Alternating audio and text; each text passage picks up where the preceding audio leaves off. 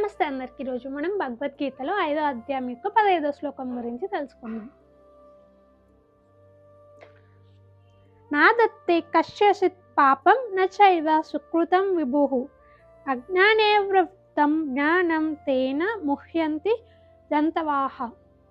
పూర్వ శ్లోకంలో చెప్పినట్టు జీవితం అనేది ఒక మహాసముద్రం. అందులో అలలు వస్తూ ఉంటే వాటికి ఎదురు నిలబడాలి అని చెప్పుకుంటున్నాం. అదేవిధంగా గాలులు కూడా వస్తూ ఉంటాయి. చెడు గాలి, మంచి గాలి అని కూడా ఉంటాయంట. అలా మనం ఎటువైపు వెళ్తే వాటి కర్మఫలం మనం అనుభవించక తప్పదు.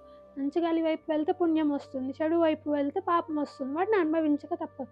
మనం ఎంత భక్తి మార్గంలో ఉన్నా కూడా కొన్ని నిర్ణయాలు భగవంతుడు మనకే వదిలేస్తాడంట. అంటే భక్తుని కోరిక మేరకు వదిలేస్తాడు.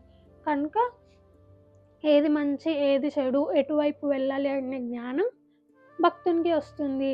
కర్మఫలం ఆశించకుండా ఉంటారు అని తెలుసుకునే జ్ఞానం వస్తుంది అని. హరే కృష్ణ.